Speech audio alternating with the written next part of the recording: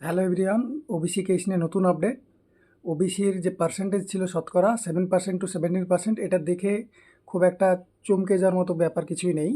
আগে OBC A 10% ছিল, OBC B 7% ছিল, সেটাকে মার্জ করে আই থিঙ্ক মনে হচ্ছে, যা দেখে মনে হলো আমার, সেটা 17% করে দিয়েছে। ওবিসি বলে শুধু থাকবে, ওবিসি এ এবং ওবিসি বি এই দুটো আলাদা থাকবে না, এটা আমার মনে হচ্ছে।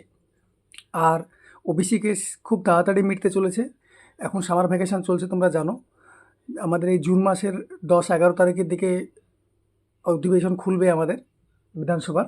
সেই অধিবেশনে এই যে নীতিটা তৈরি করা হয়েছে, মন্ত্রিসভার বৈঠকে একটা জিনিস খসড়া তৈরি করা হয়েছে, সেটাকে পেশ করা হবে। রাজ্যপালের সিগনেচার হয়ে গেলে সেটা অ্যাপ্রুভ হয়ে গেল এবং সেটা কী হয়ে গেল, আইন হয়ে গেল। সো রিক্রুটমেন্ট প্রসেসটা এবার শুরু হয়ে যাবে। যারা পড়াশোনা করছিলে না, আবার পড়াশোনার দিকে জোর দাও, চাকরি একটা পেতে হবে। বিপিআরবি পরীক্ষা আছে, বিশেষ আছে, এগুলো সবগুলো আছে।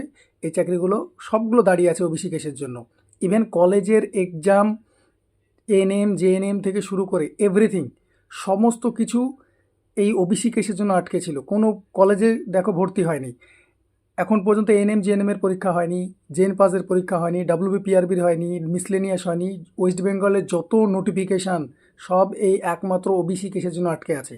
এই ওবিসি কেসটা খুব শীঘ্রই মিটিয়ে দেবে, কারণ বুঝতে পারছো ভোটের গন্ধ চারিদিকে, আকাশে বাতাসে ভোটের গন্ধ চলছে।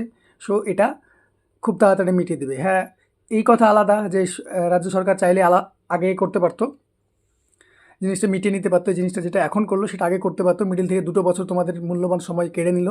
সো ভয় পাওয়ার কিছু নেই, পড়তে হবে আমাদেরকে। We are fighters. Thank you. প্রিপারেশনে দেখা হচ্ছে।